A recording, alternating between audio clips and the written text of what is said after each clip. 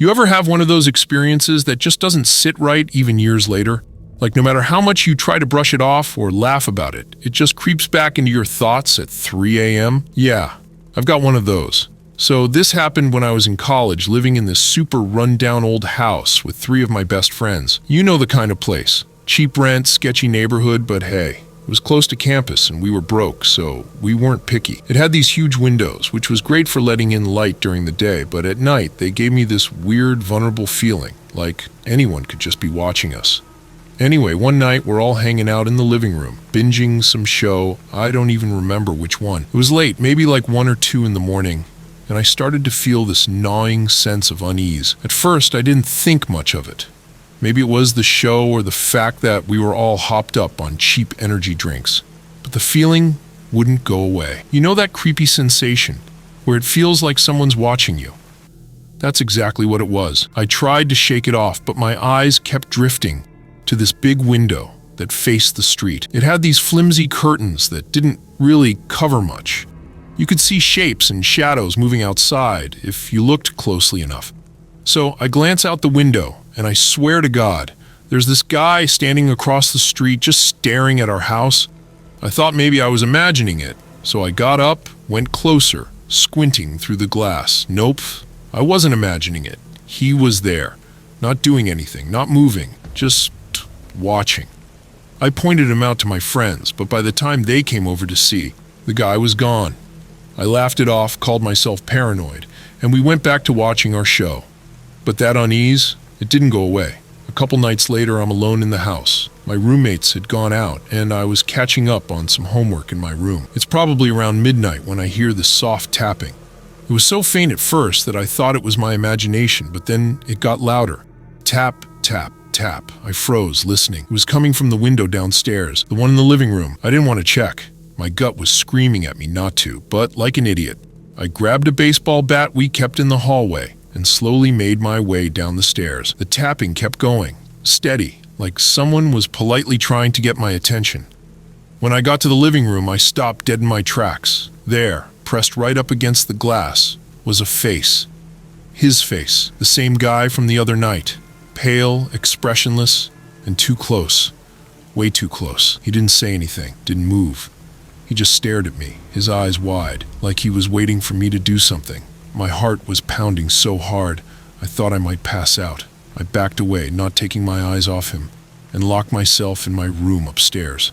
I sat there, shaking, waiting for something to happen, for him to break the window, knock on the door, anything.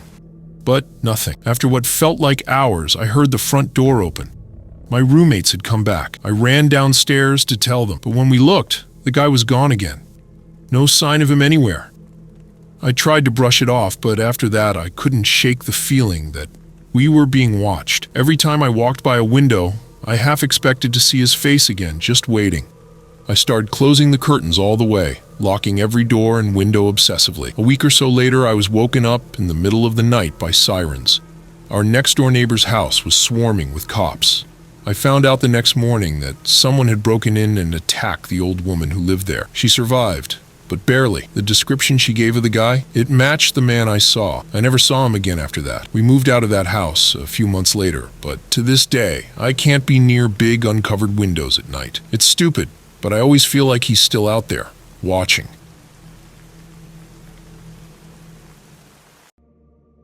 Alright, so this happened about 5 years ago. Back when I was still living with my parents. We had this old 2-story house at the edge of a small town. It wasn't falling apart or anything, but it had that vibe. You know, the kind of house where every creak in the floorboards feels like a warning. My room was upstairs, and it had this huge window that overlooked the backyard. It was great during the day, letting in sunlight and all that. But at night, it was like staring into the abyss. One summer night, I was up late playing video games. Classic me, procrastinating on sleep. Around midnight, I finally decided to call it quits. I shut everything off and crawled into bed. My bed was pushed right up against the window, and for some stupid reason, I didn't bother closing the curtains that night. At first, everything was normal. The usual cricket sounds outside, the faint hum of the street lamp in the distance. But as I was drifting off, I started hearing this faint tapping sound. It wasn't loud, more like a gentle tap, tap, tap. I figured it was just a tree branch hitting the window, or maybe a bug. I told myself to ignore it. and just go to sleep. But then, the tapping got louder, more deliberate, like someone was knocking. Now, let me set the scene here. My house was surrounded by a 6-foot-tall fence. The backyard had no trees near the window, so whatever was making that sound wasn't supposed to be there. I tried to rationalize it. Maybe it was a bird? Maybe my dad was outside for some reason? I didn't want to look, but curiosity got the better of me.